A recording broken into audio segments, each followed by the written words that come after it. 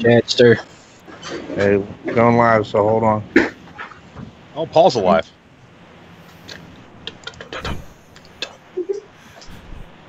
This is a great legend. I'm coming at you live from Comic-Core, off the rails. We're happy to be here tonight. Chad, take over, my friend. We are live here tonight. Got a new theme song, guys, for everybody out there. If you guys don't remember what this is, oh yeah, we're going all the way back live. Uncle Jesse, because Comic-Core is forever. I'm gonna let it play for a little bit.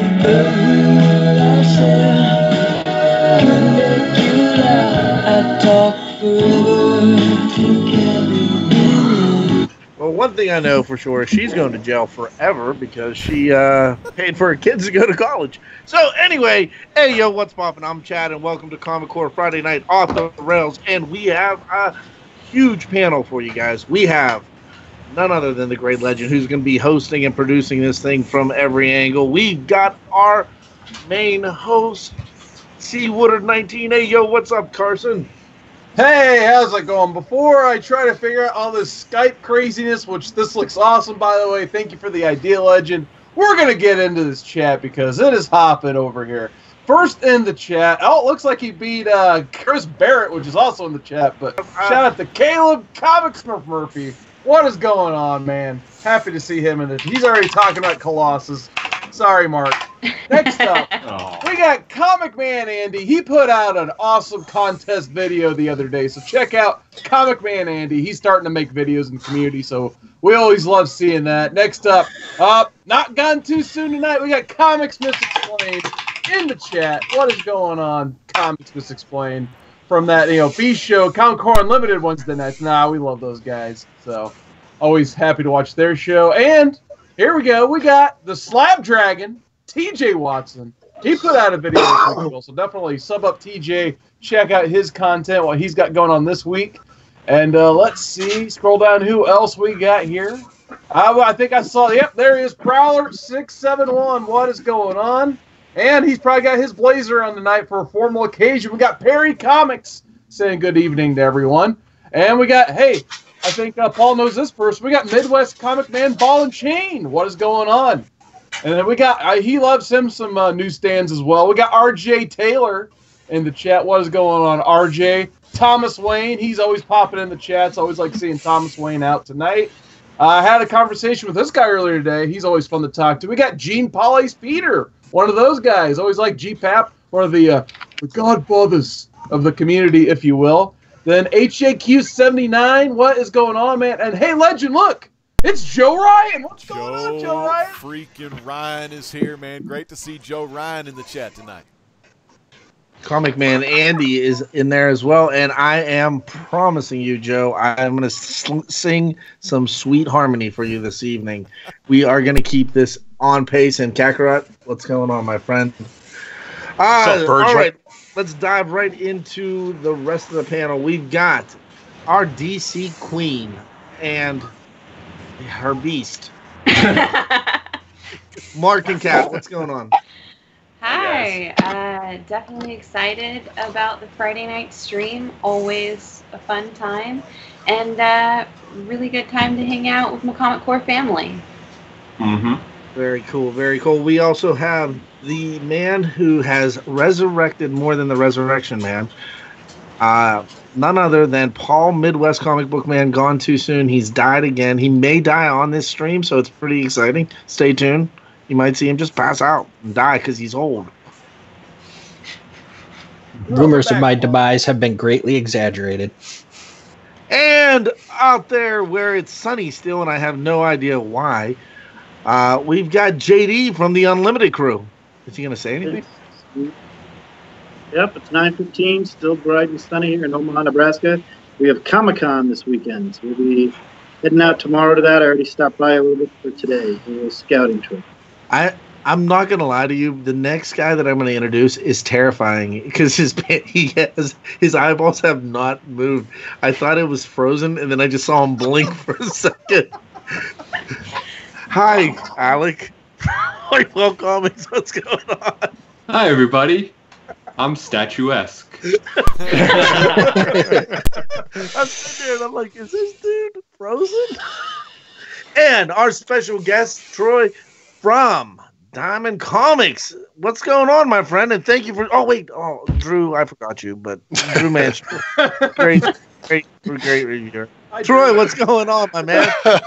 How's it going, guys? Thanks for having me on here. I'm happy to just talk to you about like the world of comics and here representing Previews World.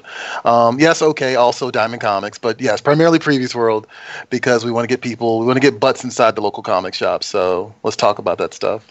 The reason it was strategic.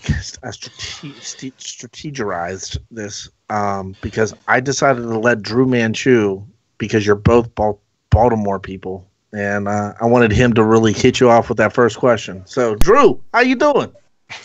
Oh man, I was doing great until you forgot about me, Chad, and then pulled that little gimmick about needing me to be special. Thanks a lot. I just want everybody to know that rumors of Paul's demise have not been greatly exaggerated. Ivy's got him on strings over there pulling the weekend at Bernie's. We're just happy to have his body here. He's almost as dead as the Underwhaler. Beyond that, happy to be here on Friday night. Happy to get some conversations about comics, my favorite subject, and happy to confirm that I will be at Baltimore Comic-Con with you. Oh, yeah! I got confirmation today. All right. I will be at Baltimore Comic-Con, so hide your kids, hide your wife. Is it because we're gonna go ghost hunting? We're gonna go do all kinds of things, man. Troy, you're local to the Baltimore area? I am. Well, yes, I'm from the Baltimore area. I'm actually originally from Washington D.C., so we have a whole nother mindset. But now I work over towards Baltimore at Diamond, and yeah, like it's interesting getting used to to a new city. But I'm all for it. I'm out in the burbs, man. I know nothing about the city. Yeah, I'll be honest. I'm Bel Air. I do. I watch. Technically, we're. You know what? Being from DC, I thought it would be like The Wire too. Okay. Well, West Baltimore still is like The Wire, but East Baltimore and South Baltimore are very nice. No, they are. They really are. But yeah, like Diamond's out towards Cockeysville, so it is technically also. Well, not even technically. It is definitely the suburbs. It's funny that South Baltimore is nice because South Boston is terrible. Yes, well, we got the water. The harbor is the south. So. Well, I mean, they have water all around them in Baltimore. I mean, in Boston. Yeah, it's an island. They have lobsters, and you guys have crabs. There you go. I got that taken care of. I got some topical ointment. It's all going to be okay. Good. Just do not shave it with your roommate's hair clippers, and then let him go home for the weekend to shave his dad's head. Seawood is What? it's already off the rails, Seawoodard. When we go to the MVA out here, like we have the license plate that has crabs on it, or you can get just like the regular license plate, and they make it a point to ask you, "Do you want crabs?" Which is always amusing. Yeah, that sounds like a shirt. It probably is. I guarantee you it is. Comic Core Friday nights. Do you want crabs? We can give them to you. So, hey Troy, quick question, and I before we dive into some of our topics, I've always wanted to know, like, especially this is really, really exciting to me because Alec is here. What was the #1 book by Diamond in May? The #1 book by Diamond in May. Was it Deceased? Yeah, Deceased. Oh, I was hoping you were going to say Little Bird. No, I don't think it's Little Bird. I think it's Deceased, if I remember correctly. Yeah, I would not be surprised. It definitely was. So, can you tell us a little bit more about how the list comes about, and is it just how it is? You know, I know you guys publish it once a month, but I mean, obviously, is it just retail sales, or how is it? Yeah, so it's there's two lists actually. There's units and then there's sales, and you'll notice some subtle differences in terms of where each title is ranked on the sales list versus the unit list. But for the most part, I think the top 10 normally stays the same. And yeah, it's the copies ordered to the comic shops. So that's the long and short of it, really. Now, I'm going to use what is the Silver Surfer Black that came out a couple weeks ago. So that book is Marvel really using the second printing more as a variant, or is it more because I mean they had to order that book. The LCSs had to order that book prior to it even being brought to the shelves. Yeah. Well, wait. What do you mean? Like, 'cause that's normal. Like they had ahead of time. Okay. No, I found it odd because they said that the second print had to be in before the reorders on the first print. Oh, the second print had to be in before the reorders on the first print. That's a Marvel thing. That I don't know. Like, they might have just anticipated it being a big hit. I don't know. Okay. That was my one question, guys. I'm sorry. I'm out. Nice to have you on the show. Thanks. Silver Surfer Black is a great book, though. So they weren't wrong about it. Silver Surfer fan. Mm-hmm. It's a good one. I'm interested to see where that goes. So my question is, I'm guessing since you work at Previews World, you like yourself some comics. So from what Chad was telling me, you really like Vertigo. So what are some of your favorite reads, man? Gone too soon. Yes. But we could talk about that too. Yeah. I'm happy to. Like, actually, like my bookshelf is right here. Nice. Like, we do a show every week called Previews World Weekly, and I actually made it a point to bring up Django and Zorro because I don't think a lot of people know about that. It was actually a Dynamite Vertigo collaboration because Dynamite owned the rights to Zorro, and Vertigo was currently publishing the film adaptation of Django, and so they both worked together on this project that's written by Quentin Tarantino and written by Matt Wagner, who did Grendel. So it's awesome, actually. It's really cool.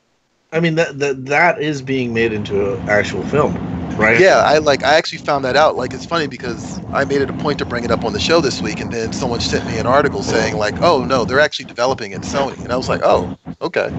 So, I from what I read about it, the script's in. It follows the story pretty closely,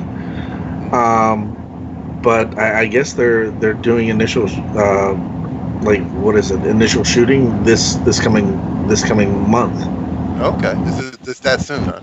Yeah, and one of the holdups was that they wanted to start it sooner, but Jamie Foxx was kind of committed to the whole Spawn, and that's just not getting up and running. Yeah, right. Yeah, I actually got to interview Tom McFarlane in Las Vegas, and when I asked him about the movie, he was sort of like, Hollywood works too slow, and I think that's kind of like exactly what probably happened here. Which did he mention how it's the same script he's been shopping around for the last 15 years? No. I mean, I'm not surprised. Like, last I remember, he was supposed to direct it too, right? Last I heard, he was going to finance it. So. He wants to direct it, but he's not going to finance all of it. He wants a major studio to back him. All right, of course. He's smart. He's smart because it should be. He should take it to Blumhouse or A24. Get some indie flair on it, especially if he doesn't want to do a big budget, So I think it was with Blumhouse. I think that's like actually who he associated with. Could you imagine an A24 Spawn movie? It would be awesome. It would be insanely cool. The only way it could be better is if it was Studio Ghibli. I'm very nervous about comic creators directing movies after Frank Miller and Spirit. Spirit. That was The Spirit might be the most hilarious, unintentionally hilarious movie of all time. Every time I think of The Spirit, I think of like Scarlett Johansson just looking really uncomfortable. I can't think of that movie without Samuel L. Jackson and Nazi regalia. It's like, what? Who thought that was a good idea? Not even on paper is that a good idea. Right. And then they built the set. They made the costumes. They looked at it through the lens of the camera, and they were like, nope, still a good idea. Let's go. Yeah, let's go. I don't think you can discount all comic creators, directors based on Frank Miller, though. No, that's true. True. But I made Scarlett Johansson uncomfortable once. Sure, it wasn't only Scarlett Johansson. No, it was. This is a true story. I'll share it. All right. So I'm going to Tarantino this. She looked at me, and then a dude that looked like Ruben Studdard moved me out the restaurant. So that's the ending. The beginning is the beginning of the story happened like 3 weeks prior. My wife and I were watching TV, and she is like, "Man, Tom Hardy's hot," and I was like, "We should create a list of like people that we can go out with." Hall pass list. Hall pass, right? So I was in Cleveland, and they were filming The Avengers, and I was eating dinner, and I was like, "Hey, check out this picture." And I sent her a picture of Scarlett Johansson. She was like, "Good luck." And then I left the restaurant. So Shooters got to shoot their shot, though, Chad. You did your best. I know, like what they say. You never shoot, you never score. You miss 100% of the shots you don't take. Yeah. Wayne Gretzky, right. Michael Wayne Scott. Gretzky. But then I got a restraining Wayne order Gretzky, Michael Scott. a couple months later. Didn't know why. Well, that certainly wasn't your first one of those. No, I have. Is it because you groped that Ruben Studdard guy who moved you out of the way? He was a massive dude. Like, at first I thought it was Suge, and then I was like, I saw you get knocked out by some little dude, so I was gonna knock him out. But then I was like, no, that's probably not gonna happen. And it didn't happen. He just moved me. So I digress. Where were we? Zorro and Django. Vertigo books. Oh yeah, Vertigo. Yeah, I want to know. Should I- Want to hear more about Vertigo? What? Well, we were talking in the off air a little earlier, and do you think that this is going to stick, or do you think this is going to be a relaunch? For Vertigo? It's over. It's dead already. No, I think it's a done deal. I think I think that Vertigo had his time in the sun, and nothing lasts forever, even in comics. I know that's not a something that people associate with comics all the time, but nothing lasts forever. And I think that Warner Brothers and AT&T, they have a strategy, and they're trying to make sure that DC makes money, and that their staff isn't spread too thin, and that they focus on certain content. So It appears to me though that they're kind of utilizing the Black Label to fill some of that gap for where Vertigo is leaving. Yeah. So I don't think we're not totally losing the works I was going to work with. I mean, I guess the last projects were Ex-Wives, Bordertown. What was the other one? This American Carnage one seemed to be pretty popular. Carnage. Yeah. I've said it. That whole lot of Sandman universe books. Vertigo. I was going to say, I thought that was all going to be the Sandman universe and everything. But then you have the Neil Gaiman. I think Vertigo started out in the 90s. It was just ridiculously good. You think about it. You go out, you get Grant Morrison, Al Moore, and just go at it. Garth Ennis. Garth Ennis with Grant Morrison. Yep. Yeah, Grant Morrison. I said not too long ago that I kind of think Vertigo, after Karen Berger left, has kind of been like a ship without a rudder. I mean, they have. Go ahead. Yeah. Azzarello was one of them. Speaking of Black Label. 100 Bullets. Another great one. It was the original one, yeah. They got a guy named Brian K. Vaughan who did a really good book, I've heard, that's reviewed on Story Comic Core every Monday. But she kept that thing going, and I think after she left, it kind of, to me, kind of got like a TV show that goes 2 seasons too long. Yeah, you say that, but at the same time, she's got Berger books over at Dark Horse, and I haven't been excited about anything that's come out of that at all. No, I haven't either. I mean, it was a lightning in a bottle thing. Every scalp was Jason Aaron written and Jock drawn cover. That's sick. I'm sorry, JD. What was that, Troy? Scalp is great. Oh, Scalp. It's okay. I was sorry. I was lost. No, I was just going to say, I think, it was I think somebody had already said it, that, it's just the right time, right place scenario. They had a lot of, really talented people there. They had Shelley Bond. They had Karen Berger. Axel Alonso came out of there. Stuart Moore came out of there. Tom Payer came out of there. And all these people have, branched out into other parts of the comic industry now.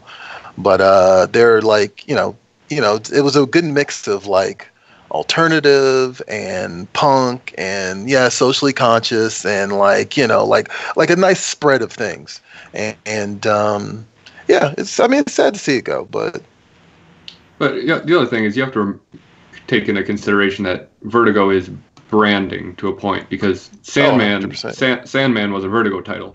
I mean, a DC title when it first came out. Yeah. Right. A Swamp Thing went to Vertigo. Right. So they were telling these stories that are Vertigo stories in under the DC banner before Vertigo was a thing. Right.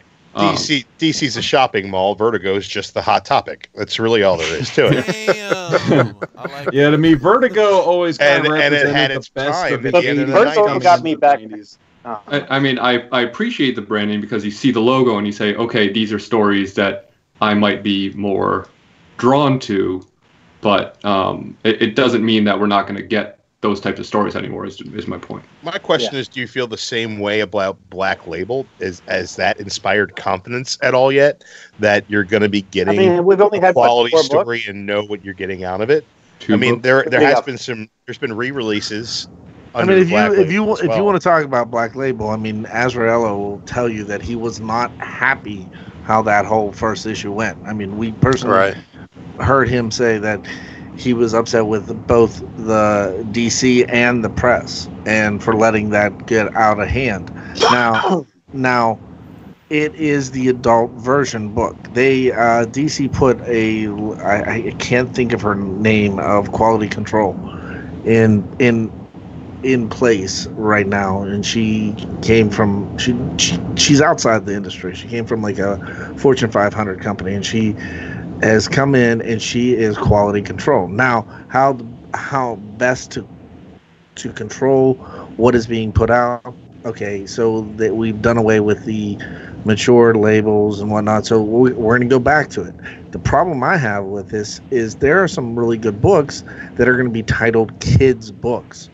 As soon as you get that label kids books, people stop reading it.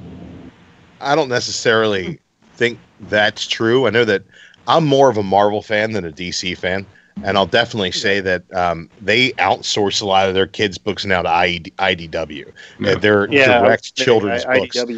But at the same time, I would argue that there's no more kid-friendly book over at Marvel right now than Moon Girl and Devil Dinosaur, and it's absolutely fantastic issue to issue. Thank God you said that versus Squirrel Girl, because I was going to tell you a whole different story.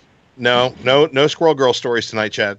So if you want to look at DC kids books that are successful, I mean, just look at the DC Superhero Girls. Yeah. And what they've done with that. And the fact that they're tying it into the toys and the animation, and now they've got films coming out with it, and games and everything. I mean, it's blown up. So a kids comic also like Batman Little Gotham as well. Great. Yes. Great kids only title that is not only for kids. It's definitely fun for everybody. But I know. Go ahead, Alec. I was going to say, going back to what you were saying before, I know this has been said probably a million times, but the issue with Batman Damned was the Batman part. Like, that's the only reason that took the media storm like it did, because if it had been just called Damned and it was about a character we weren't familiar with and there was genitalia in it, no one would have cared. Nobody would have bought it either. Right. Well, maybe, but especially. Well, let's ask Troy. Troy, what was the backlash that you guys had with Diamond and Previews? I mean, like, we didn't experience any backlash, really. Like, we're a lot of ways. We're a facilitator. We're a distributor, actually. So, it's just sort of like we kind of take a wait and see approach with a lot of these things. I thought it was unfortunate, and I think I've heard Azarello echo this too. Like, I thought it was unfortunate that after reading Batman Damned, like at least the last two issues, like, it's a really good story, and it's like got beautiful artwork, and it's really unfortunate that the entire conversation around that book became Batwang. Like, I would totally agree, because I loved it. Yeah. I mean, he's doing something interesting. Like, he's doing this thing where he's kind of introducing the idea that Thomas Wayne was, like, not a great father. And it's kind of really playing with, like, the identity of Batman. And it's probably one of the better Batman books I've read in a while. But, unfortunately, like, it goes on the Tonight Show, or like, you have Seth Meyer talking about it. It's just sort of like Batman's penis. That's the only thing, and it literally becomes a punchline. So that kind of sucks. Well, I mean, I thought the Wang was okay. I've heard you say that before. Speaking of Vertigo books, having read Vertigo books for 20 plus years, the seeing a penis in a comic is not shocking. Yeah, that's also true. Like, to me, day one when I read it, I was like, oh, well, what do you know? And I moved on, and then all the news started coming out, and I was like, okay. I mean, I might be wrong, but I swore they'd shown Batman's junk before. Just like, I believe they have. Like, I thought it was in The Dark Knight Returns or something like that, but I could be wrong. I thought it was gratuitous. I thought he came home and he took his clothes off just to take his clothes off. He sat around naked just to sit around naked. It was heavy-handed. And I think to show his vulnerability. You're in a big leather suit all day long. You're sweating. You're gonna tell me you're not gonna just sit down in a cool, damp cave? Look, man, a super jack dude who's hung like a moose doesn't get to claim vulnerability when he's naked. Sorry, that's not vulnerability. It was gratuitous. I thought the art was disgusting for most of the book. It's just over-rendered, and the story made no sense, so I didn't pick up issue number 3. Maybe it all came together. I'll never know. But can I send you that book so that we can do another court? I was just gonna say, sounds like Comic Court episode 2. I will win only reading the first 2 issues with the fact that we got Cholo, Etrigan the Demon. That was just awful. Troy, what was your take on Deceased? Sounds like Deceased. Damn. We're talking about Damned. I'll talk about Deceased all day too. I like that. No, I thought Damned was good. Like, I've always liked Azzarello. I've liked Azzarello since 100 Bullets. Actually, I liked him since his Incredible Hulk story. Like, did a little short one, before he jumped over back to DC. And I just, I like the way that he writes character dialogue. I love the fact that it's a story for Constantine and Batman. I love the fact that the Joker's at the center of it, but the Joker's not really prominent in it. And I like the redesign of all the supernatural characters. I liked America Chavez, so I mean, we can all like different things. So wait, did you read The Boys ever, Drew? I have not read The Boys. It's on my to-do list. Well, no, because if you thought that was gratuitous, then you should never pick up. I didn't say it was gratuitous. I said it was heavy-handed. That there's a difference between gratuitous and heavy-handed. I believe that if it was gratuitous, it might have been more fun. I thought it was heavy-handed because it seemed self-important and tried to shove a metaphor somewhere where it didn't belong.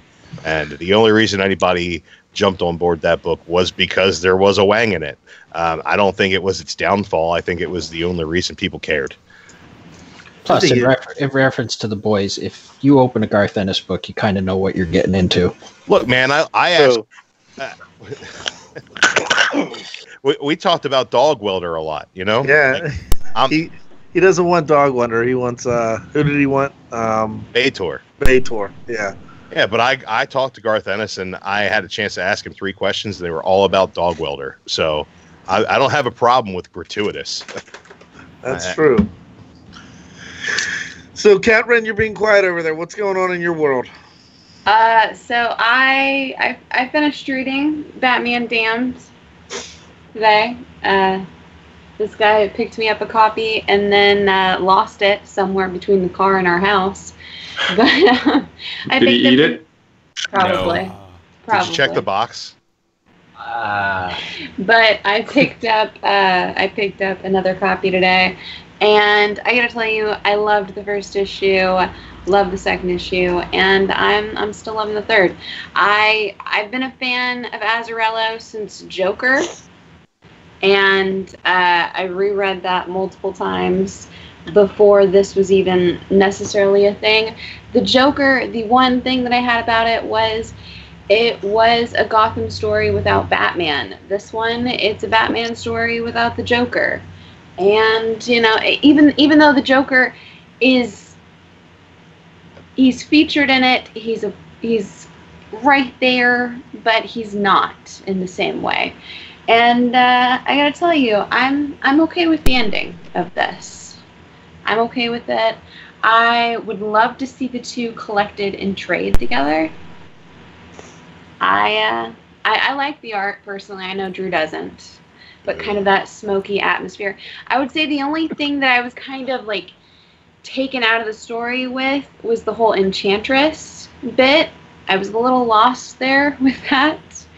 But this issue in particular actually featured Swamp Thing. So I was definitely on board with that, especially with the show and everything that's going on. It was really nice just to see him pop up and make an appearance, and him warn Batman about John Constantine and everything going on there. But that Bat Swamp cover is really good. Not the one you're holding up. The other one I thought it was good. Who is that? Really cool cover. Jim Lee. But yeah, this is the Lee Bermejo cover. Yeah, shameless yeah, that's why for, it's not very good, because it's Bermejo. But that's just my. I guys I spent wanna 4 see extra Lee days on Bermejo every swap panel, it. just painting over what was probably pretty good, like 12 days ago. He's just still painting on it. It's like, how much can we over render this? But you know, you guys like Gary Frank's art too, so we can disagree about a lot of things. Drew, have you ever gotten glasses? Yeah, but I don't need them because I can see perfectly that Wiggles McScribbles. How about Gary Wiggles Frank McScribbles? on Shazam? Let's Gary- talk Gary about Wiggles Frank McScribbles and how many stripes he needs to put on Dr. Manhattan when he draws them the same in every panel. Like, we can talk about that all day. I don't know, man. It's just a lot better than the feats your boy is drawing. Are you calling me a Liefeld fan? While you guys are you guys have been talking about Mo's artwork. You know, he's got a statue coming out. It's retailing currently for, I think, $1,050, and then the other one's I think it's $1,200. And it's the Joker On it. with multiple heads. If you guys get a chance to see this, it's by Prime One Studios. It's the Clown Prince of Crime. It is a gorgeous piece. All those Prime 1 ones are incredible. I mean, I know we've talked about it. I mean, I am super. I would love to have nothing but a room of statues. I would love it, but unfortunately, I'm not wealthy enough to do that. But these new the PVC ones that have been coming out, the details on them have been amazing. And like, I think I showed this one. Oh, please don't fall. I showed this one in the past. Oh my God, they're all gonna fall. This Red Death. Yeah. I mean, this was cool. That's dope, man. That's one of ours. Pretty style. Yeah. Oh, what's that, Troy? That's one of ours. Funny, right? Just happens to be right in front of me. Imagine that. No, the PVC statue stuff is actually like pretty impressive. Like I own some Kotobukiya ones that like. Yes. I just am obsessed with them. Like I just keep buying them. Like, why am I doing this to myself? But I like nice things, I guess. I still look for Randy Bowen Silver Surfers. Mm-hmm. I see. This one here started it, and then I ended up going with the Batman over there. Okay. Nice. Yeah, that's awesome. I think I think you guys are doing the Green Lantern one next. Yeah, that's right. The Dark Knight's Metal one. Yeah. Yeah, I would love. I mean, I'm definitely gonna get it, but I hope they do the Doomsday one. Oh, that would be cool. Yeah, that'd be really cool. I mean, I would love. Yeah, I would love to have all of them on this just one shelf with like Batman. But the problem with the Batman that laughs is there's no little little Robins. Right. Yeah, underneath them. Right. Maybe that's a San Diego exclusive. I know there was a different company that like made a Batman Who Laughs who had the little Joker on it, but I don't think it was us. No, it was a statue, and I remember where I saw the price point. I was like, oh, 15 right. Yeah. 15, yeah, that's not going to happen. But hey, Troy, since we have you on here, and you know, we had a book come out last week, and there was mixed opinions across the board on it. But I wanted your take on Superman Year One. I enjoyed it. I thoroughly enjoyed it. I thought it was a throwback to Smallville. Some of us thought it was kind of just yeah, I'm gonna really disappoint. I have not read it yet. I have to be honest. Okay. Yeah, like that's just like me. I haven't read it either.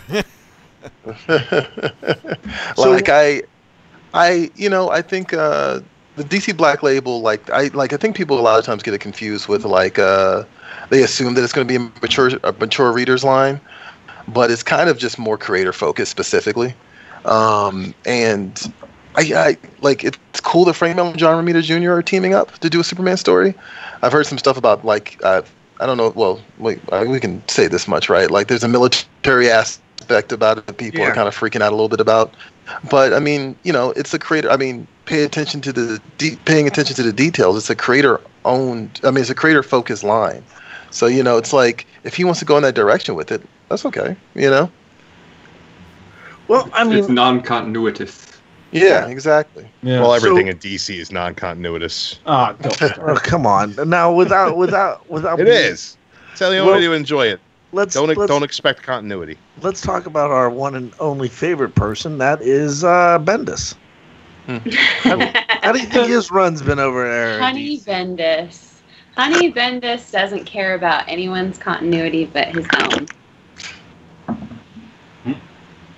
That's true. The only thing he's brought to us, I can say, has been Miles. And besides that, I don't know what he's going to do over here. I mean, we're getting Scarlet thrown down our throats already. We got Riri Williams, man. She was good. Who? Yeah, I'm the only one who likes Riri Williams. Riri's cool. She's no Viv Vision, but... No, Viv Vision. Oh, man, that's my girl. You can't hate on Marvel. We agree on something. I was gonna say you can't hate on Marvel Bendis that much. He gave us the entire run of Ultimate Spider-Man. He gave us the awesome Jessica Jones run, all new X-Men, his Daredevil run, all new X-Men. I want to see that Bendis come to DC. I'm still waiting. I do like me some Young Justice because he brought back my boy Connor Kent. But man, I'm just waiting for that breakout book from Bendis. Still, I hope we see it. I really do. But yeah, so far, you know, it's just. I mean, I'm just not into a Superman run and. I'm not into any of his specific label stuff, unfortunately. Well, Peter Tomasi works better street level. Wonder Twins is okay. Yeah, I agree with that, Drew. Tomasi was doing an awesome job. Probably. Oh, Tomasi's Superman, best run of Superman ever, in my opinion. Yeah, Tomasi's was a fun highly underrated. Yeah. Like I got to read a little bit of that. I actually need to finish that. Yeah. That was good. It's like, how do you take the golden boy, the hero that's untouchable, he's all powerful, how do you make him feel like he can lose? And you do the only thing that makes anybody feel uncomfortable, and you make him a parent. You know, and now he's got to teach this child in this world.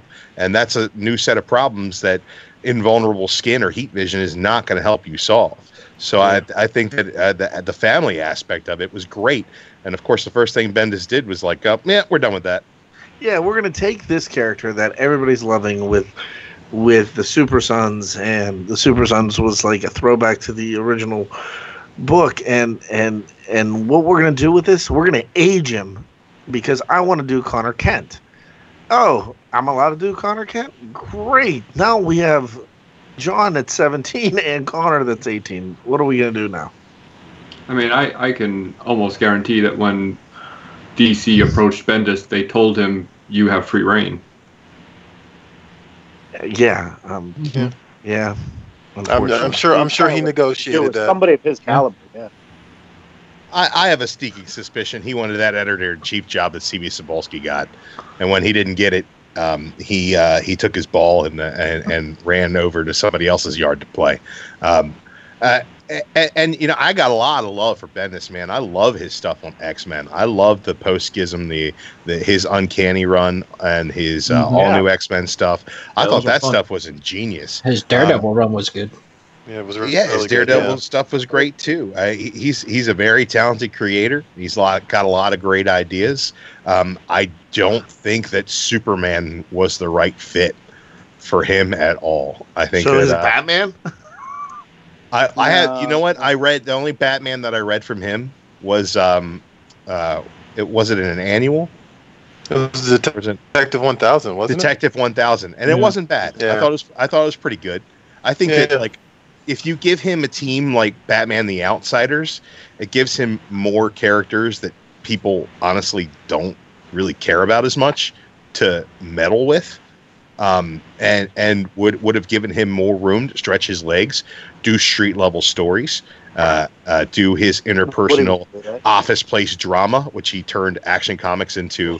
You know, who works at the Daily Planet, and like for me, who wants to read for that? me, Bendis's biggest problem is that what he wants to do and what he's good at are two different things. And knowing how Drew feels about Tom King, I think he know what they're good at. Yeah. I don't mind Tom King per se. That's just like he's just done some terrible things with Batman and Heroes and Crickets was despicable. You got your Mr. Miracle trade ready to go. Yeah, there you go. There you go. I did read my Tom King this week. That's why I've been so nice to Tom King lately, is because I read this Mr. Miracle hardcover, like cover to cover in one day. And by the way, Vision and Mr. Miracle do a lot to balance the scales. I'll tell you that much. Yeah.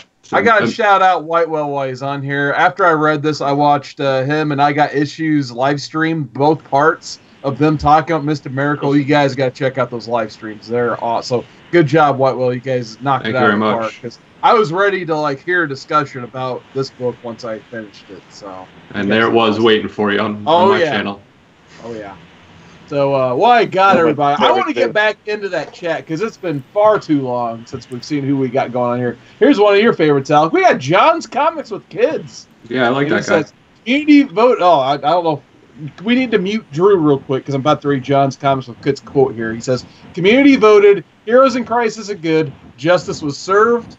And then now Drew's objecting, so wise decision to use the chat there, Drew. We got Jackie. What's going on, man? He says Bendis' Legion's going to be great. He was built for that book. Yeah, I do have high hopes for that as well. We got Bear Island Comics in the chat. He's still got his contest going on, so check out Bear Island Comics.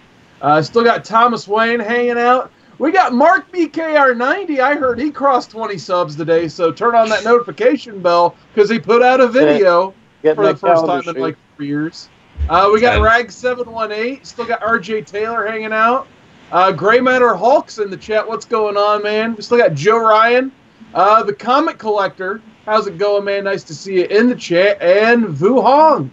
So nice to see a lively chat still. And live long and prosper. We got Steven Spot. Hey, Troy. We spoke earlier today, and you said that one of your favorite videos on there is the Comic Court that we do. Now, I'm gonna ask you right now on the spot, down in Baltimore, would you be down to participate in a live Comic Court? Yeah, I'd be down for that. Like, would it be at the convention itself, or at the convention, at our booth with it's Doomsday Clock. Doomsday Clock should be out by then. Okay. And I'm going to defend that book, and Drew is going to slander it. And then, wait. I think we need a new judge. Because... Yeah, there was collusion last time around. I think we need an East Coaster. Maybe Joe Ryan Comics? Oh, I think, man. He looked like he's a good-looking judge. He could do it. Or maybe Joe Ryan. That sounds like a good idea. So we're throwing it out there. Maybe Joe Ryan versus the crew. So that's awesome. Yeah, I love that. No, the Comic Court thing was great. I was very amused by that.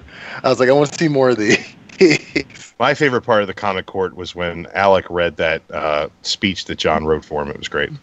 Oh, how dare you. John couldn't write that eloquently. Ouch. So, I mean, you have a whole crew. Discredit my abilities. You have a whole crew over there on the previews. Give us a shout and plug them up and see what we can do. Yeah, so my job is largely consumer marketing, so I'll just shout out the consumer marketing side. We do it. Woot woot, right? We have our own YouTube channel. It's Previews World on YouTube, and basically we do a weekly show every week with Thea and I, who's my co-host, where we just talk about stuff in the world of comics. This upcoming week, we're going to talk a little bit about the MCU, just because it's about to come to an end officially.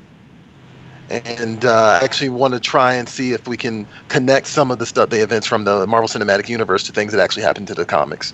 So that's going to be part of the conversation we're having this Wednesday at 4 p.m. And just keep an eye out for previewsworld.com. Like I write stuff on there, I produce videos on there, and pretty much we're the official source for comic news. So. Well, I mean, we are working close with you guys now, and hopefully this partnership can come together. Awesome. And we would, all of us here, we know some stuff, but not as much as we think. But let's get back into it. What's going on in over there down in deep heart of Texas? Man, Texas is going great. You know, we got some good weather out there. Now, let me tell you, picks of the week for me, you know, I'm not all the way caught up yet, Woodard, so we're trying to read Farmhand. Love us some Farmhand. Oh, nice. So I read issues 6 and 7, man. Love me some Rob Guillory on that stuff. Every issue's just more exciting than the next one, so very cool. Fantastic Four, number 11. Pretty good book, pretty good, but you can tell issue 12, they're going to be bringing some pain. They got some Puppet Master action, working with Doctor Doom in the background, and like the issue 12 cover is a Ribic Thing and Hulk cover, then they're throwing down like no other. So make sure you check out Fantastic Four issue 12. And then I read this one. My old buddy Brandon Stawinski sent me this one. This is issue 204, and a very cool book from Fantastic Four. I enjoyed reading that about the Skrulls, man. Skrulls making a comeback. So it's always fun to, you know, read the new stuff, but even open up the old stuff. That was from 1978. Man, I was like 1 year old at the time, but man, that smell, it was bringing back some good old days. What? Smell? Yeah, old comic book smell. You know, comic book smell. I told you, it's been a I get you. Yeah. I understand. It stayed on me the whole time. Okay, anyway. John, it got dark over there. Does that mean you're ready to talk? Yeah, we're good. So you want to see my picks of the week? Is I did Spawn 298, the homage to ASM 298. McFarlane action right there. Of course, Drew and I both have to agree. War of the Realms Thor and War of the Realms 6 knocked it completely as the picks of the week as a combined read. War of the Realms first, then Thor. Or vice versa. It doesn't really matter. Drew? I actually completely agree with that. I had a couple of honorable mentions that I really did enjoy this week. War of the Realms was probably the best big action book. Lots of things going on there. I thought Thor succeeded on a whole nother level, telling a very personal story with a lot of great character development. I thought that was fantastic. You finally get to see the unworthy Thor become worthy for, if only a moment. But a lot of really great stuff. I liked how Extremists end. I think I'm the only person on Earth still reading The Age of X-Men. I'm going to see it through. I thought that had a really great end to it there. Avengers had some really cool stuff with She-Hulk and her self-image issues throughout the years. And now that she's kind of a hulking monster of a Hulk, she feels a little bit differently about life. God, if you guys are X-Men fans and you're not reading these Ed Piskor, baby. Dude, these Ed Piskor Grand Design, if you're an X-Men fan at all and you're not reading these, you're doing yourself a disservice. Ed Piskor goes through and gives you a abridged version of the entire X-Men continuity. This goes through Extinction all the way through Days of Futures Past. Some really great stuff in there. And the art is just, it's Kirby-esque, but it has that really, really cool Ed Piskor street art vibe to it. The final issue of Mr. and Mrs. X came out this week, and this is a lot of fun. Rogue and Gambit on their honeymoon in outer space. They end up in Mojo World. It's 12 issues of really great Terry Dodson covers as well. So just for the covers alone, this is definitely a buy. And I had a lot of fun with Wolverine Exit Wounds this week, guys. Oh, nice. Yeah. I thought that there's a really great Chris Claremont Weapon X story in here and some really cool Sam Keith stuff. But I do have to say, man, if you are one of the people out there in the community that likes Sam Keith but is hating on Rob Liefeld, get your house in order, because this dude draws some wonky faces, some wonky anatomy, man, and it's got a lot of emotion in it. Yeah, but he's an acquired taste. I would definitely say an acquired taste for sure. But if I could offer my perspective, I mean, there's a counterpoint. Counterpoint. There's a foot on there. Liefeld attempts to draw correctly. Sam Keith is more abstract. I don't think Liefeld attempts to draw correctly. I think he hands in his roughs. I'll be honest. At this point, it looks like he's not even trying. He's just catching a paycheck. He gets nothing but hate and makes nothing but money. So, like, I mean, I can't knock the hustle. Let him do his thing. Oh yeah, I mean, hey, it's working. But yeah, buy that X-Men Grand Design. If you're not reading War of the Realms, you screwed up. You're screwed up.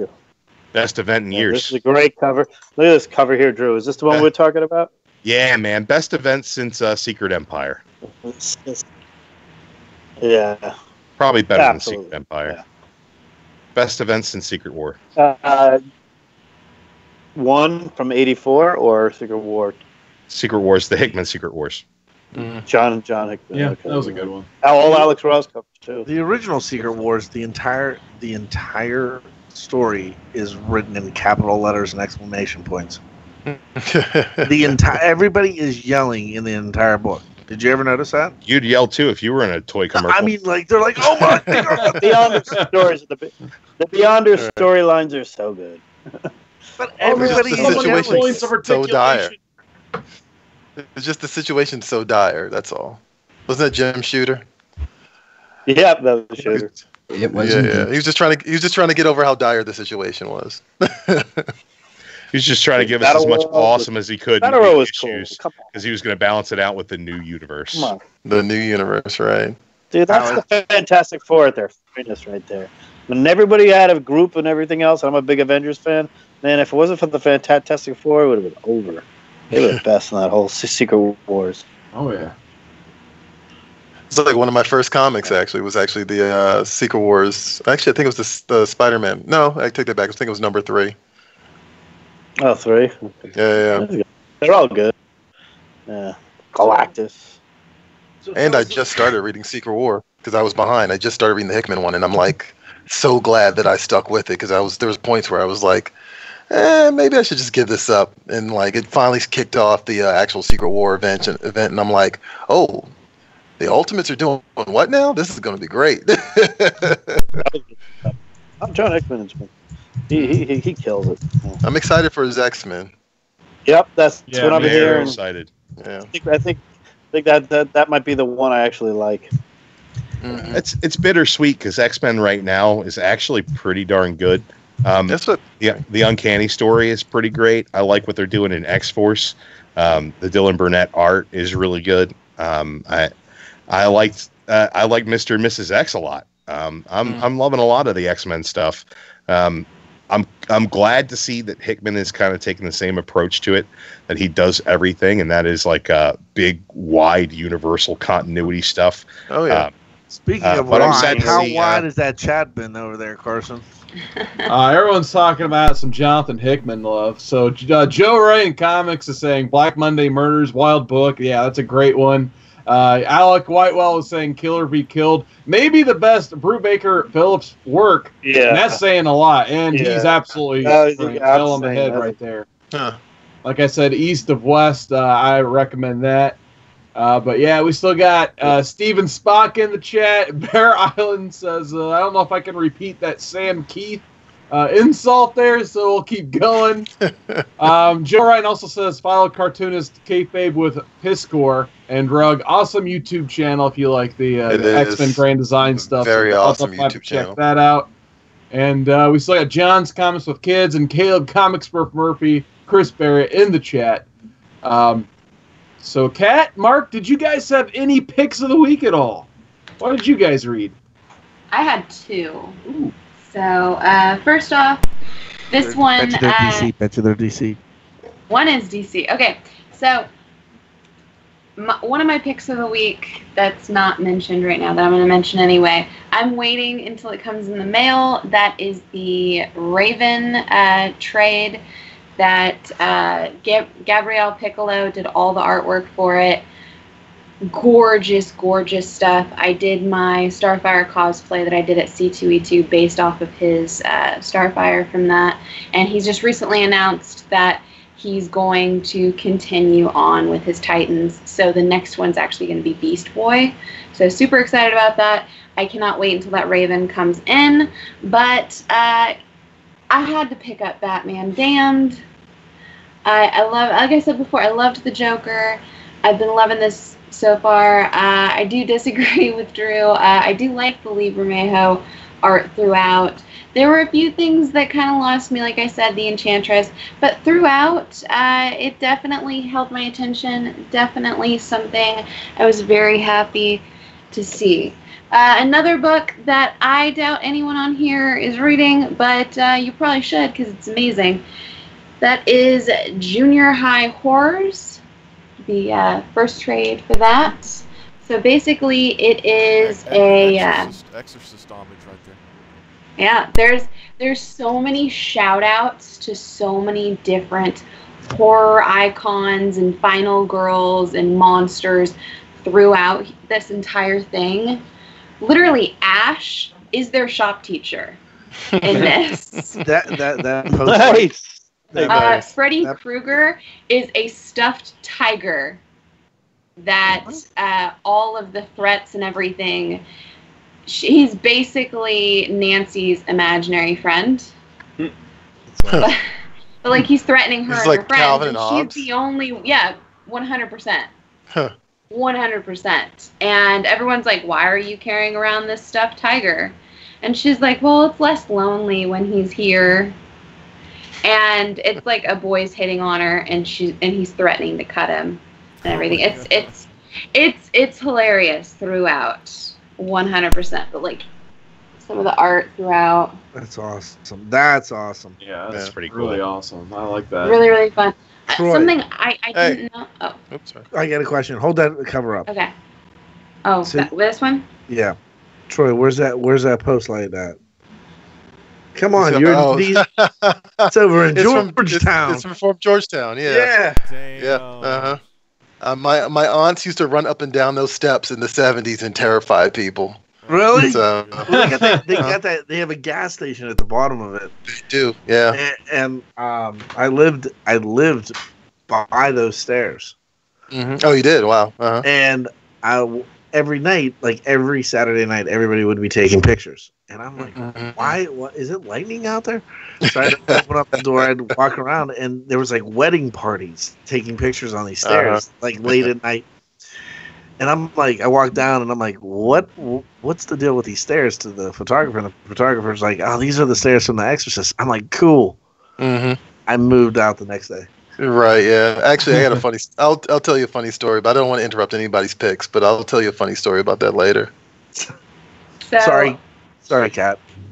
So, in my opinion, the best issue in this is Nancy actually has a sleepover, and it's because her dad bought her the new Frederick the Cat movie because Frederick is actually a horror icon in this, and her entire house is just decorated with Frederick the Cat stuff, and one by one you see her friends just like falling asleep because it's a sleepover. They're watching all these horror movies, and that's when Frederick actually attacks each one of them. But it's really funny, and at the very end she's like, sorry, I guess no one understands you quite like me. and she's just hugging her project. Like it's definitely there's a lot of like appropriate humor and appropriate horror throughout. I loved it personally. It was so cute. I can't say enough really great things about that. Carson, Awesome. Yes. What was your picks of the week? All right. So we already talked about FF, another solid issue. Dan Slott's been killing it, so I enjoyed that. Bought some Angel issue 2. Not too much happened in this one, but at least they introduced one of my favorite characters from the series, Fred. So Fred finally makes her debut in the ultimate version of Angel, basically. I already talked about this one. This was my main read of the week. Got me that hardcover of Mr. Miracle finally, so read it cover to cover on my day off. We were talking about Black Label and Vertigo stuff earlier. I'm sure if that was relevant when they started releasing these, they might have that Black Label or maybe even a little bit of Vertigo action on this. But hey, they just went with the plain DC, so that's all. All I want is a good book. I don't care what it's labeled, but this may be one of the best reads I've read since. It kind of reminded me of like Morrison's Animal Man or nice high regards. Yeah, no, absolutely. I plan on reading this again, actually. And I also it reminded me a lot of the Superman annual that Alan Moore wrote, where he has the name of the plant escapes me, but it's just imagine that annual is an entire story is the way I read this. And it's just like, is Mr. Miracle trapped in some sort of crazy trap formed by the anti-life equation? Or is it reality? You just got to read and make your own interpretations, because you may or may not get all those answers. But yeah, I love this book. But I guess my hidden gem of the week, I guess we'll call it. I found this book called Steel Cage. My local shop from Ahoy Comics. So it looks like Ahoy's kind of doing this thing where there's 3 different stories, and you get to go to their website and vote on which story you like the most. So your writers on this are Stuart Moore, Mark Waid, and Tom Payer. I guess my favorites, I'm still trying to decide between Noah Zark by Mark Waid and True Identity from Tom Payer. I might actually lean. I know Mark Waid is one of my favorites. But True Identity by Tom Payer I thought was pretty cool, actually. It's about it starts off a basic superhero tale, kind of a hero similar to Superman, actually. And, he gets a reporter asking him where he's from, and then you get his origin story where he's from the way distant future. And he's exiled from the future, basically, because he's not evolved enough to live in that future, basically. So by the end of it, you just see this, sad, basically human being instead of this, future alien guy. So thought that was kind of a deep story I'd like to see more of. And then Noah's Ark by Mark Waid, I thought that was kind of cool. It's just this kid in a spaceship going around rescuing rare animals, trying to get them to a good home, basically. So I thought this was a fun book. Yeah. So those are my picks of the week. Nice. What about you, Alec? Did you get a chance to read anything this week? Unfortunately, if you see behind me, I was robbed. So I've been filling out police reports all week, and I'm kidding. I'm moving, but that has taken up a lot of my time. So I haven't read much. I read Damned, and I thought it was great. And so I guess that's my pick of the week, because I read. Did John write that review for you too? That one, yes, because it was disjointed and nonsensical. Damned? Yeah, it was. We did it on book club, and John made the joke that it was actually a book on book club that I enjoyed reading. I don't know. It was right up my alley because it was nihilist, and it was just, I don't know. I enjoyed it. Sorry, Drew. No, it's okay. The fact that you enjoyed it means that it probably brings misery to others. So, I mean, it's a John Constantine story, so that sounds about right. You lose me right there. Like, why do you hate Constantine? I don't. It's not a book for you. I don't hate Constantine. He just does nothing for me, and he's like the one character that's got 87 shots to have his own show, and it never takes off, and the public doesn't care because he's not that great. He's just a smoking British guy in a trench coat. It's dumb. I don't care. Much better. I mean, Matt Ryan is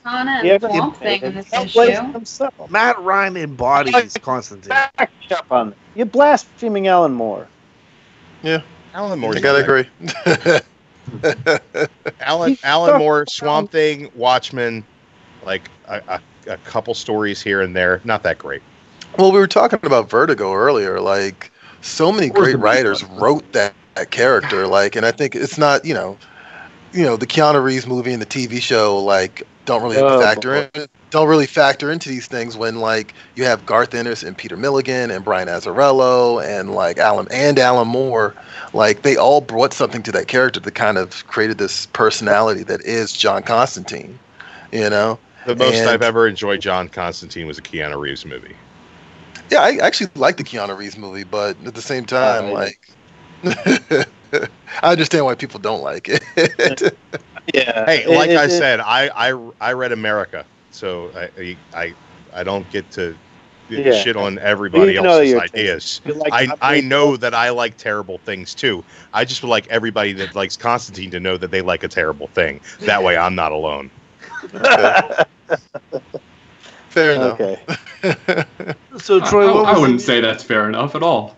It's as fair as it's gonna get. So let's go ahead and leave it there. That's fair enough.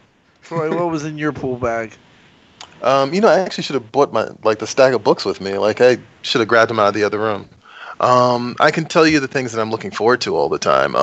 Donny Cates and Jeff Shaw's Guardians of the Galaxy. Oh, so good. Is so much fun, and just gives me everything I've read by Cates gives me this kind of like 90s vibe to it, but in a good way. Like, not in like the like kind of trying to be kind here, like not in the blockheaded like variant cover like gimmicky way, but in like sort of like the just really solid Peter David Michelini, like like that generation of just short arcs. Yeah, like exactly like pre-Unity Valiant maybe. I mean, sure. Some of the best comics ever. Short arcs within a storyline. The Valiant is in comics, but that's okay. Yeah, no, like you're right. Like just like nice punchy arcs. I'm also been reading Silencer a lot, and I love Silencer. Again, it's just I just like serialized, like punchy stuff where like it's got a fun lead character, and they get to play with the Batman universe without really utilizing Batman, which I think is pretty interesting. I don't know if you guys aren't familiar with it. It's basically about Talia al Ghul's like secret society, like the Leviathan. It was an old Grant Morrison idea that he's like kind of fleshing out. And I guess Brian Michael Bendis is picking up with it now in this Event Leviathan thing that he's doing. Incorporated. That was a damn good series. That was damn good. Oh yeah, that was great. Yeah. She was trying to kill her boy. Yep. It was that was a lot of fun. Yeah. Outside of that, like actually, I've been reading actually a lot of Ahoy stuff. They did a book called oh god, I'm blanking on it right now. Nerds. Oh great. Oh god. I keep wanting to say Revenge of the Nerds. That's not what it's called. No, with the three bullies that got frozen in time and then they come to Comic-Con, right? Right. Yeah. Yes. And I also did a book called Wrong Earth, which is fun because it's kind of like what if Adam West's Batman met Ben Affleck's Batman. Yeah. We had that guy on our show. Chad, what was that guy's name? Tom Pryor? Tom Payer. Tom Payer, that's right. Yeah, he worked on this.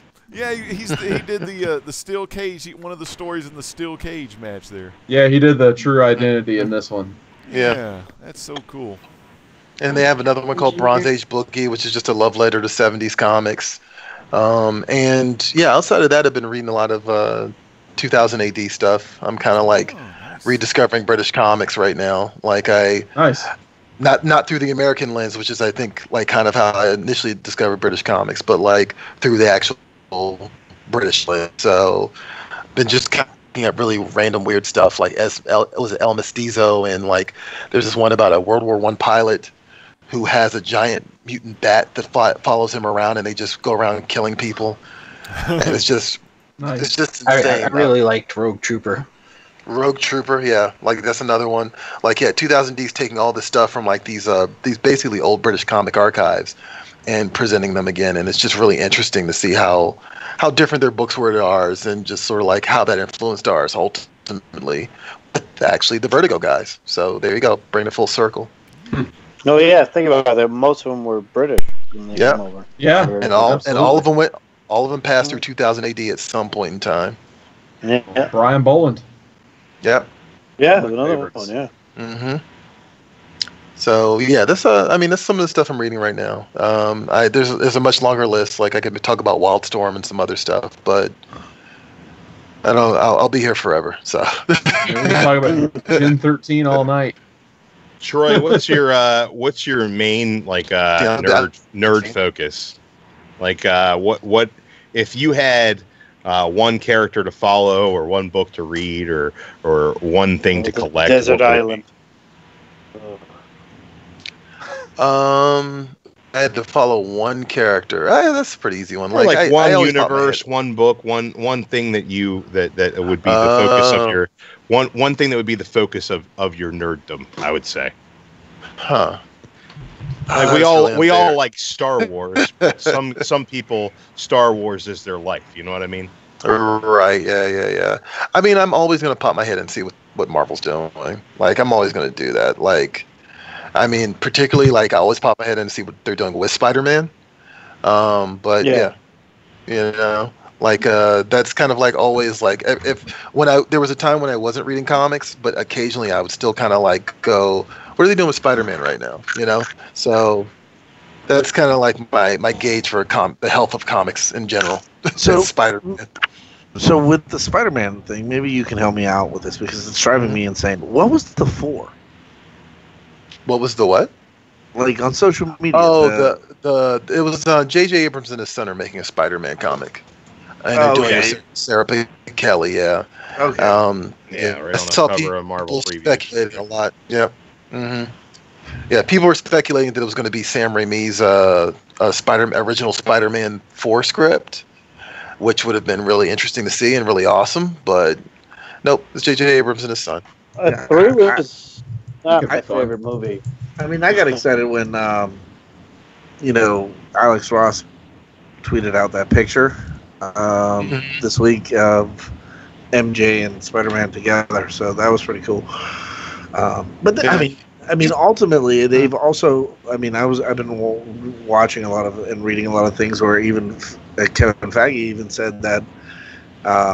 Was it this week that he announced that they can use Spider-Man in the Venom story? So, like, Tom Holland's character is more likely going to be in the Venom book in one of the upcoming Venom movies. Okay. No, I mean, actually, I would like to see Tom Hardy like smack around Tom Holland. So I'm all for the. No offense to Tom Holland. I just think that makes a lot of sense. But they're saying that it's going to be in that universe because with the stuff that happens in Endgame and what is transpiring in Far From Home, they're going to be able to do the multiverse. Or the Spider-Verse, or whatever they're calling it right now. I mean, I kind of dig it. I mean, I dig it. I mean, I think it would be hilarious at some point to see. I mean, you figure if they're gonna do one, you do a Tom Holland's, Tobey Maguire, and what the hell's the other guy? Andrew Garfield. Yeah, Andrew Garfield. By the time they were able to put that movie together, Maguire's gonna be in his 50s. Right, yeah. And then he could be the Spider-Man from Spider-Verse. Yeah, exactly. Yeah. I mean, how funny would it be? Do the same movie, but have what's his name, Garfield, dress up like Spider-Gwen. It couldn't be any worse at that. So that's true. And then we also got this week Wolverine got a new daughter, right? Wolverine got a family line and Exit Wounds. Marvel Comics presents. No, what's her name? Sylvia? I didn't read Marvel Comics presents this week. No, it was in War of the Realms. Sylvie. Sylvie. Sylvie. No, War of the Realms, he just asked Punisher if he wants to go get a beer. Oh, okay. Yeah. Well, Marvel Comics presents number 6. That's his daughter. Interesting. She has magic claws. Huh. Magic claws. Magic claws. Okay. Legs. Why are they magic? Why does she have magic claws? I didn't read the comic. Why are they magic? Well, I mean, he apparently was attached to this demon in the 40s. Who the demon's name's the Truth. Who appeared once. He appears once in each decade. And apparently, he and the sorceress Sylvie Darusi Diacarnis got very close after fighting, and they produced a offspring. Her name is Sylvie. She's dressed like Valkyrie, and she has magic claws. Very interesting. Interesting. That might be a good book for people to pick up if they're into like magical claw Wolverine kids. Yeah, I'm still. I mean, that seems to be the target market. I'm still waiting for the Squirrel Wolverine crossover. Oh, Squirrel Wolverine. I keep telling you, Hickman's gonna retcon Honey Badger to be the love child of Squirrel Girl and Wolverine in Powers of X. Everybody forgets. You guys wait and see. You do your spec on that. I called it. And everybody's going to be buying up New Avengers #3. Sure. Be like, oh my God, got to get this book. Because that's where it happens. She was like, why are you here? He looks at her and he goes, why are you here? And they had a thing. She was like 12. Does not make any sense. That is so gross. Statutory rape. Every time you bring it up, Chad, it's so gross. I can't get over that we're okay with some dude doing statutory. It's kind of nuts. Oh, well. Anyway, let's get back to the chat. We still got Chris Barrett. Says he was attached to a demon once. Then he lied and told her I'm not going to read the rest of that. We got Bear Careful what you read. Little pre-read action. We got Bear Island comments asking, is Marvel Presents even canon? That is like a really good question, actually. That is a good question. It's well, Marvel, so yes, it's canon. And we also have the TJ, Slime Dragon Watson, and Common Man Andy still hanging out. Yeah. So, all right.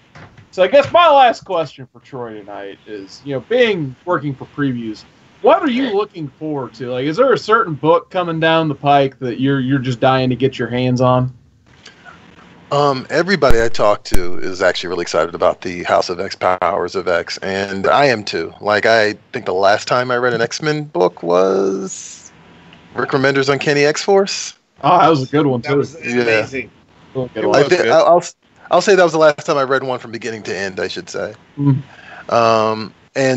So yeah, I just like it's a thing that's been missing from my collection for a while. Like I haven't really been pushed to want to like pick up an X-Men book, and like just the idea that Hickman's coming on, he's going to make it weird. I've always been of the attitude that they are the Uncanny X-Men for a reason. They can't just be a superhero team. They have to be like just bizarro, and I think he's going to really embrace that, and like in a way that like I know a lot of writers kind of like seem to want to. A lot of the past X-Men writers seem to want to ape Grant Morrison, but I feel like Jonathan Hickman will be the closest we'll actually get to experiencing that again. So I hope so. I love new X-Men, and I don't think that got enough love. There was an ad for it. I don't expect this to. I don't expect this to have a same feel at all, but I hope it's similar in some ways to Ecstatic, where it's just such a stark contrast and this new direction for this team that it just really has a different feel to what we're used to. Because Ecstatic for me is I mean I'm a huge Allred fan, so that maybe I'm biased towards it, awesome. But it's so unique and interesting. This was the cover. This was the ad that they had this week in films. That looks pretty badass right there. Is anybody else getting like I'm not done with Secret War, but like is anyone else getting like an Eden vibe from some of these images with like with Cyclops and I just keep seeing this theme of like roots and things growing around them and all this other stuff, and it's like I don't know how many people have read Hickman's Avengers, but like yeah, like that stuff with the ex-Nihilo and all that stuff. I'm just wondering if that's going to factor. Every time I see that's the first thing I think of. Yeah, that could be it. Yeah, because of the darkness and the the black roots that are going into his head, and I mean, while like, he's on like the Lincoln. right now, I think all of us are feeling that. You can see that happening because I think most of us on this panel are like deep into the Swamp Thing. I mean, for a show, man thing in there. For a show that got canceled before it's even aired. My God, it is like a awesome, amazing show. And today I watched the episode today, and I mean, they introduced the Phantom Stranger. Whoa, dude! Whoa, spoiler! We gotta watch. Oh, sorry, guys. That's one of my favorite Instead of watching that show. I've been trying to keep the lid on that for 2 days, Chad. Good job. That's one of my favorite characters of all time. Now you're blue of the freaking moment, man. Thanks. I'm just Because you know, Carson, when you're in danger, you can always call the Phantom Stranger. That's right. Absolutely. Wait. So Swamp Thing sits on his hand for a while till it falls asleep? No, that's another stranger. I'll tell you about that later. Let's go to the Baltimore Strangler. Is it the that's the guy from Venture Brothers, right? Phantom Limb?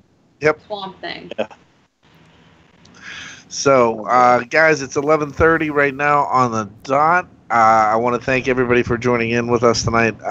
Let's go through the quick panel, say goodnight, and go from there. All right, Alec, you're up first. Anything going on your channel? My auction tomorrow is postponed. I am supposed to be getting an AOK from Comic Spectre, though, that I'm going to be opening around 4 o'clock Eastern time.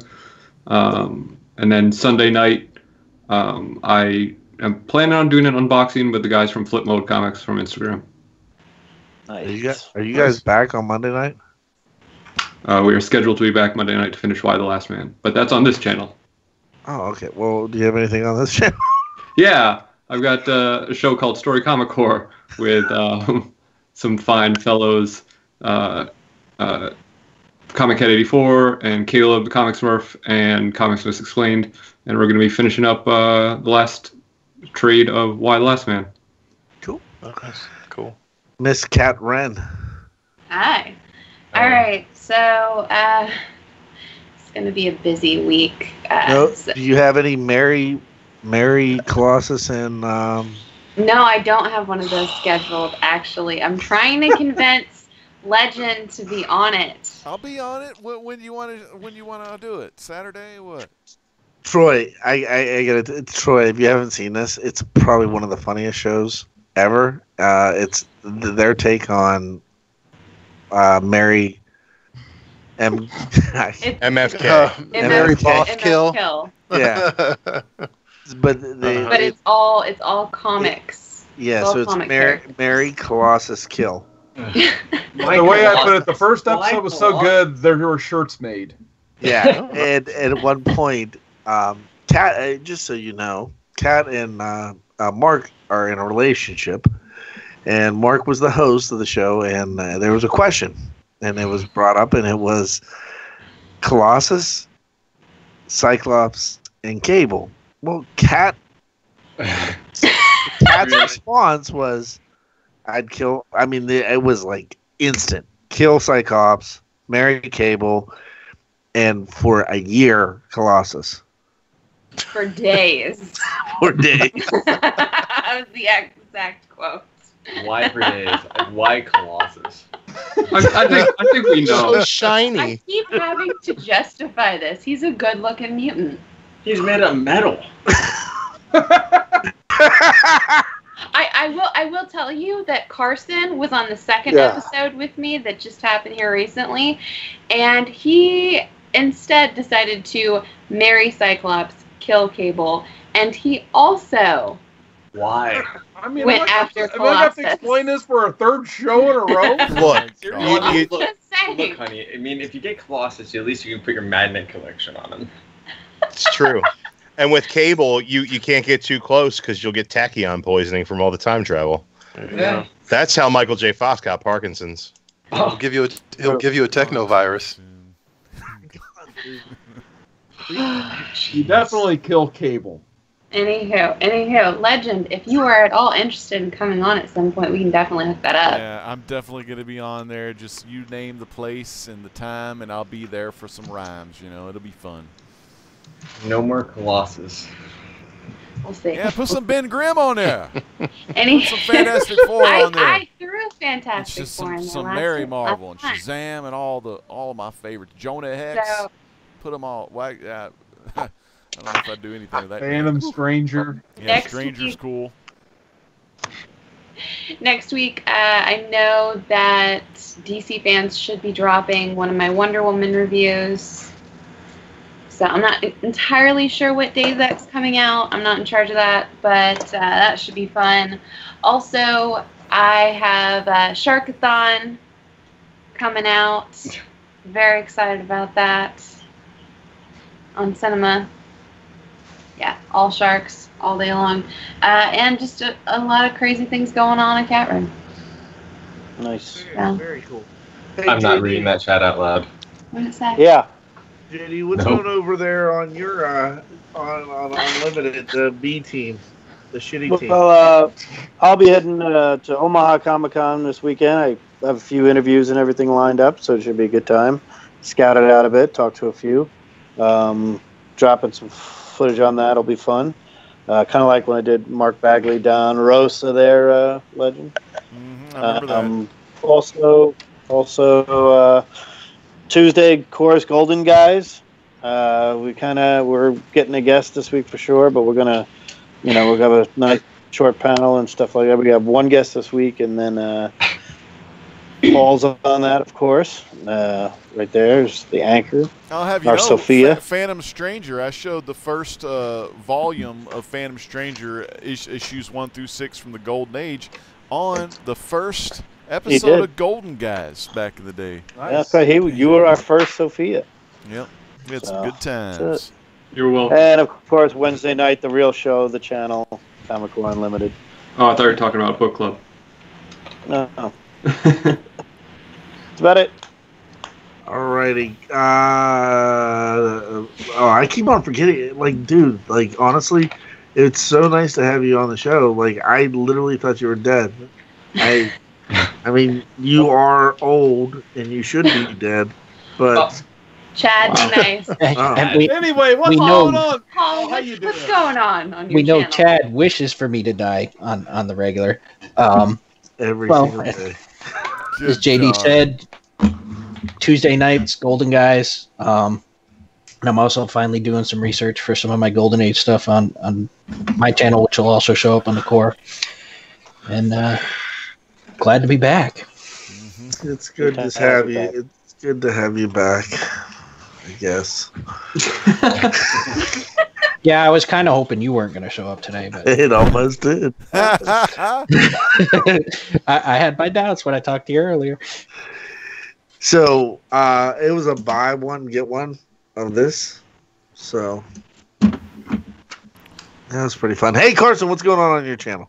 Not too much. Just had a fun Tuesday night live stream this last Tuesday. So once again, thank Drew Manchu and 90 MF Comics for stopping by when I had the wild card rule wide open because I didn't have too much to talk about because I'm always on these Comic Core shows using up my topics. So thanks to those guys for helping me do that. I think, I'm going to do a review and analysis of this on my channel, Mr. Miracle. I liked it so much. I want to talk about it at some point. I still need to do a signature series of my hardcover, so stay tuned soon for that.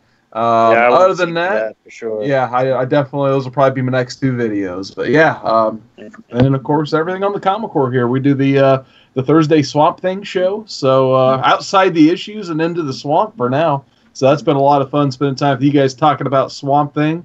If you guys haven't watched it yet, spoiler free, I think it's gotten better every single week. This week was no exception. Yeah, it had Phantom Stranger in it. Yeah. Other than that, back to you, Chad. So, Troy, I'm going to get to you here in 1 second. I have a question to ask you though, and Carson reminded me. On our channel, we are going to be doing a new show. We're going to take a comic and review it, and from panel to panel. So we're going to see how that goes. Other than that, back to you, Chad. What the heck was that? All right. Troy, you're going to San Diego, right? You getting ready to go? I am going to San Diego. Yeah. Nice. So I have a question. Have they announced the small figures of the Shredder? The mini mates? No. What scale is that, Carson? Oh, like 6-inch. This series. Yeah, the 6-inch. Oh, from NECA, like NECA NECA specifically. movie figures. I have no idea. I don't. Well, actually, no. I take that back. No, they haven't, because I too am very curious about those. Like, I would at least like a Michelangelo or a Raphael. Like that's reasonably affordable. Yeah, I mean, I can pick up the big ones of the Donatello and the Leonardo anywhere. Yeah. The Michelangelo is hard to come by, and I've seen the Raphael, but the only Raphael I've seen is the one with the trench coat. Mm-hmm. So yeah, right, and that's like, that's the big one, right? Yeah. Cool to have. I know. Go ahead. I know Zack Ryder on his action figure show had the Shredder, the Splinter, and the 2 Foot Soldiers. So I think they're going to be at Comic-Con. Man. Yeah, I wish if you I watch knew. MCE, I think they had something on MCE about it. I just wish I knew somebody going to They Comic-Con. released the website had order periods for the San Diego exclusives, and they sold out within a day. So Oh wow, yeah. yeah. They're gonna hit eBay for obscene amount. I'm probably just going to wait for the GameStop release. I had good luck. Obviously, I had good luck getting them with the GameStop here.